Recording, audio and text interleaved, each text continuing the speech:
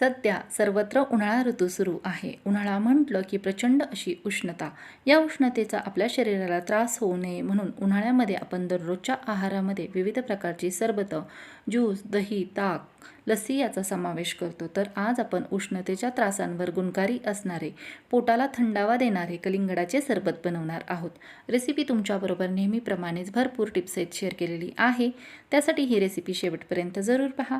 Recipe आवडल्यास चॅनेलला like, share, subscribe, comment करा. तसेच ही रेसिपी जास्तीत जास्त तुमच्या मित्रमैत्रिणींमध्ये, नातेवाईकांमध्ये शेअर करा. अधिक वेळ न घालवता रेसिपीला सुरुवात करूयात.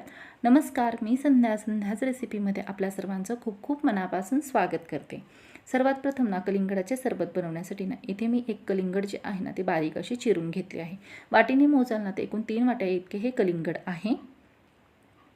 कलिंगड जे आहे अशा प्रकारे बारीक चिरून घेतल्यामुळे ते मिक्सरला पटकन असे बारीक होते. कलिंगड हे असे एक फळ आहे की ज्यातील सर्व भाग जो आहे तो पाण्याचा असतो. तसेच त्याचा गुणधर्म थंड असल्यामुळे उन्हाळ्यामध्ये कलिंगड जे आहे ते आपल्या शरीरासाठी खूप फायदेशीर असे एक फळ आहे.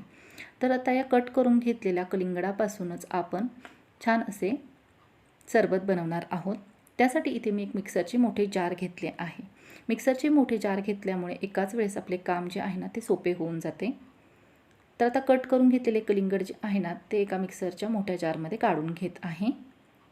तर इथे मी सर्व कलिंगड जे आहे ते मिक्सरच्या मोठ्या जारमध्ये काढून घेतलेले आहे. आता यामध्ये बाकीचे साहित्य ॲड करत आहे. तर सुरुवातीला 10 ते 12 पुदिन्याची पाने ॲड करत आहे. पुदिन्याचा गुणधर्म थंड आहे, त्यामुळे उन्हाळ्यामध्ये पुदिना जो आहे शरीरासाठी खूप फायदेशीर असा आहे. त्यानंतर इथे मी ॲड करत आहे 2 चमचे साखर. कलिंगड जे आहे ते मुळातच गोड असते, त्यामुळे इथे मी कमीत कमी साखर वापरलेली आहे. जर तुम्हाला साखर स्किप करायची असेल तरी चालेल. जर तुम्हाला आवडत असेल तर चवीनुसार ॲड करावी.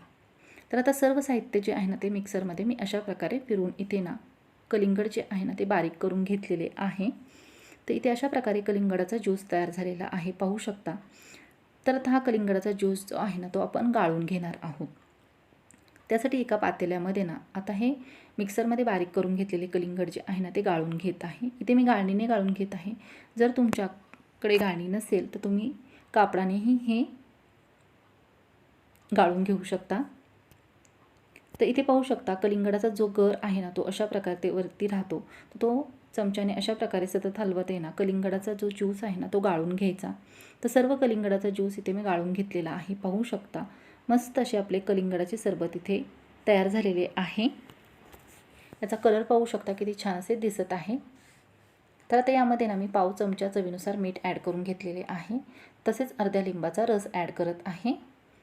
जास्तही लिंबाचा रस ॲड करायची नाही, तर या सरबताची चव बदलली जाते. तसेच इथे मी पाव चमचा आमचूर पावडर ॲड केले आहे. तुमच्याकडे जर चाट मसाला असेल किंवा सैंधव्य मीठ असेल तर त्यानुसार ते ॲड करावे आवडीनुसार. तसेच 10 ते 12 परत एकदा पुदिन्याची पाने ॲड केलेली आहेत. आता सर्व साहित्य जे आहे ॲड केलेले ते व्यवस्थित इथे मिक्स करून घेत आहे. तर पाहू शकता मस्त असे आपले एकदम साध्या सोप्या पद्धतीने झटकीपट तयार केलेले कलिंगडाचे सरबत इथे तयार झालेले आहे. याचा कलर पाहू शकता, अगदी छान असे दिसत आहे. तर हे सरबत जे आहे हे तुम्ही बर्फाचा जो आपला ट्रे असतो त्यामध्ये ठेवून फ्रीजमध्ये ठेवून याची क्यूब तयार करू शकता व पाहिजे त्यावेळेस क्यूब टाकून सरबत बनवून पिऊ शकता. तर आता हे कलिंगडाचे सरबत इथे मी पिण्यासाठी काचेच्या ग्लासमध्ये सर्व करून घेतले आहे. तर इथे मी बर्फ जो आहे सर्व करताना ॲड केला आहे. तुम्ही आवडत असेल तर डायरेक्ट सरबत बनवतानाही त्यामध्ये बर्फ टाकू शकता.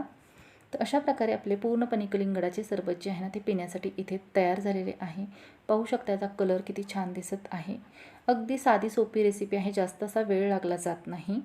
उन्हाळ्यामध्ये हे कलिंगडाचे सरबत जे आहे ते उष्णतेच्या त्रासांवर फार गुणकारी असे आहे, पोटाला थंडावा देणार आहे. तर नक्की घरी ट्राय करा व कशा प्रकारे झाले होते कमेंटद्वारे जरूर कळवा. व्हिडिओ शेवटपर्यंत पाहिल्याबद्दल धन्यवाद.